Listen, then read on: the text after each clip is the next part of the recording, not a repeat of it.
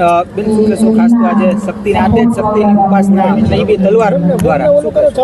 જય માતાજી, મારું નામ જાનકી બજાલા. અત્યારે આપ સૌ ઉપસ્થિત છો ભગીની સેવા ફાઉન્ડેશન દ્વારા જે પ્રસ્તુત થવા જઈ રહી છે નવરાત્રી રાજકોટના રણજીત વિલાસ પેલેસના ગ્રાઉન્ડમાં, અને ખાસ કરીને ઠાકોર સાહેબ અને અમારા રાણી સાહેબ કાદંબરી દેવીના વિચારને લઈને આ 16 વર્ષથી આ સંસ્થા કાર્યરત છે.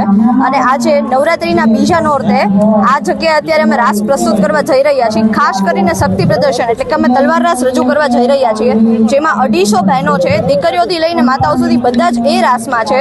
એટલે 250 બહેનો એક સાથે તલવાર રાસ કરવા જઈ રહી છે. અને સાથે આપણી સંસ્કૃતિને લગતા પ્રાચીન રાસ એટલે કે તાલી રાસ, દીવા રાસ, દાંડિયા રાસ, થાળી રાસ પણ થવા જઈ રહ્યા છે.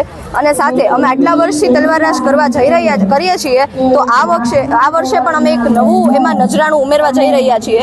ગયા વર્ષે તો એક વસ્તુ હતી કે બાઇક સાથે અમે તલવાર રાસ કર્યો હતો. આ વખતે એમાં થોડોક ઉમેરો છે કે બાઇક અને સાથે જીપ, ઓપન જીપ છે, એની સાથે અમારા દીકરીઓ અને માતાઓ તલવારના સ્ટન્ટ કરવા જઈ રહી છે. એટલે જે આપ જોવાના છો એ શક્તિ પ્રદર્શન. અને ખાસ તો કેટલી આમાં કેટલા દિવસની પ્રેક્ટિસ આમાં જોઈ? ખાસ કરીને અમે તલવાર જ્યારે શીખવાડીએ છીએ ત્યારે એ લોકોને અમારે 15 દિવસ આપવા પડે છે, કેમ કે એ લોકોને ફાવતી નથી. તલવારનો પણ વજન હોય છે, 1 કિલો જેટલો તલવારનો વજન થઈ જાય છે. એટલે આપણને ખબર છે કે આપણે 1 ગ્લાસ પાણીનો 5 મિનિટ પકડી રાખીએ તો આપણો હાથ દુખવા માંડે. પણ અમારી જે દીકરીઓ અને બહેનો છે એ લોકો પોતાની શક્તિ સાથે 1 કિલો જેટલી તલવાર રહી અને રાસ કરે છે ને, પણ 10-10 મિનિટ જેટલા રાસ કરે છે. અને સાથે એવું નથી કે એક જ હાથે, પણ 2 હાથની તલવાર સહિત એ લોકો રાસ પ્રદર્શિત કરે છે. अच्छा, इस साल नवरात्रि है, पैलेस में नवरात्रि का आयोजन किया गया है. किस प्रकार के रास इस साल देखने को मिलेंगे? इस साल जो नवरात्रि की और रास की तलवार जो तैयारी करी है, वो खास करके हमारा जो सिग्नेचर आइटम्स हैं वो है तलवार रास. और तलवार रास का ही खास प्रस्तुति है. उसके साथ साथ ताली रास है, थाली रास है, जो अपने पारंपरिक सांस्कृतिक गरबे जो होते हैं वो सब करेंगी महिलाएं. उसके अलावा तलवार रास के लिए उन्होंने बहुत ज़्यादा परिश्रम करा है और इस बार उन्होंने कुछ अलग करने की कोशिश करी है. और उस अलग में वो लोग खुली जीप में और स्कूटीज़ में अलग अलग फॉर्मेशंस करेंगी, अलग अलग स्टंट्स करेंगी. और स्कूटीज़ में जब स्टंट्स करती हैं तो स्कूटी चलाने वाली भी महिला और लड़की है, और विवाहित महिलाओं से लेके छोटी लड़कियों से लेके 55 साल की महिलाओं ने भी इसमें पार्ट लिया है.